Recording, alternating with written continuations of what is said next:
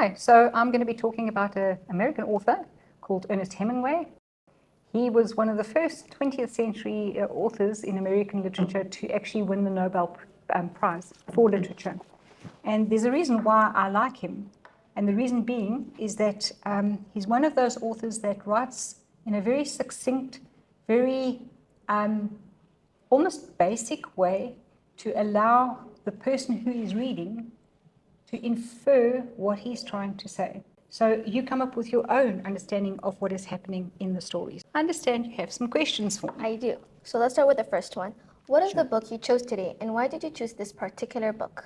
Okay, the book I chose was the complete short stories of Ernest Hemingway. I think I might have read this about 6 times, maybe 7, because I like to read about the human condition, because we are all living in the human condition, right? He talks about people's struggles and how they overcome it. He talks about how we persevere, how we have a respect for ourselves and for everyone around us. Most of his writing is from his own experience. He was a war correspondent, so he traveled a lot. And so his writing comes from experience, and then he puts it into a real life situation. And then we as the reader can identify with some of the experiences that he has. And he often talks about perseverance, respect, knowledge, people from everywhere else. And it kind of echoes our IBE learner profile, about how we can find the courage within. One of his famous quotes is this: the world breaks everyone, and afterwards many are stronger because of those broken places. So it echoes with the idea of the human condition, where we are, where we go, and what happens in between.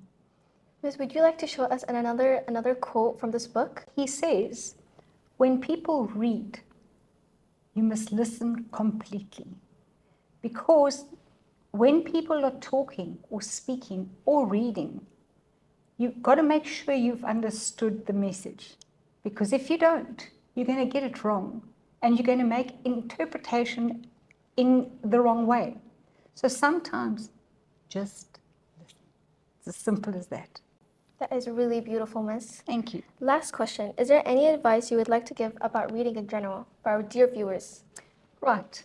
To me, reading is something that will be with you for the rest of your life.